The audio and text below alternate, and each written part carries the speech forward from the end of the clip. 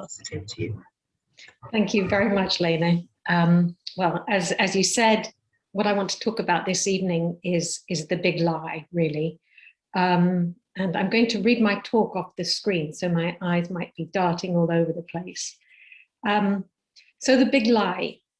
I think we all know that lies and deception have been part and parcel of political life for centuries, going back even further than Machiavelli, who in the 16th century famously advised the prince to be flexible about truth-telling. But unlike lies more generally, the big lie is a more recent phenomenon that actually originated with Hitler in the 20th century. As I see it, the big lie is usually part of a broader political strategy that's built on disinformation and deception. So the big lie is a specific tactic in which the politician accuses his or her enemy of perpetrating a big lie. And in doing this, what he does is he plants doubts and suspicion in the minds of his followers.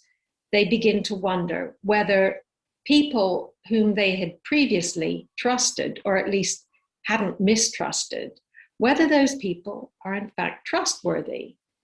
And meanwhile, the followers of that politician who already had some doubts about the group that's been accused of a big lie, they begin to feel vindicated and really quite righteous.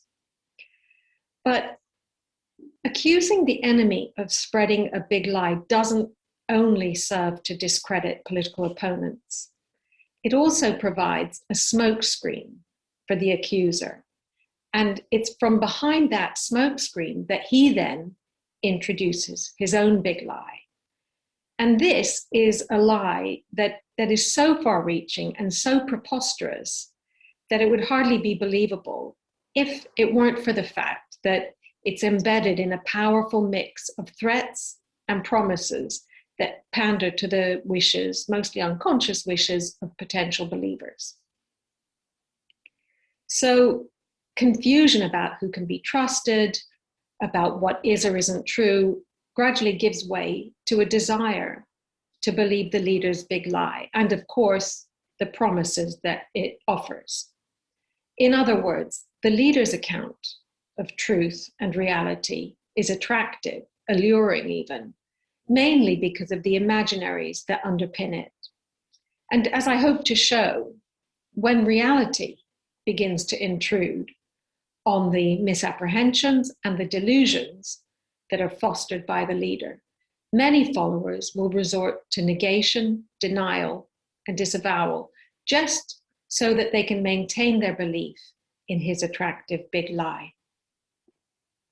So in this paper, I want to examine the use of the big lie as a political tactic in two different contexts. First, in Hitler's rise to power and his totalitarian rule over Nazi Germany.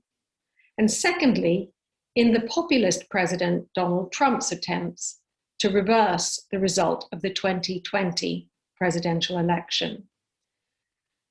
My main concern here is to try to understand how so many people went along with what were seemingly implausible big lies, and how in both of the cases that I'm going to look at, this helped to erode democratic values and practices.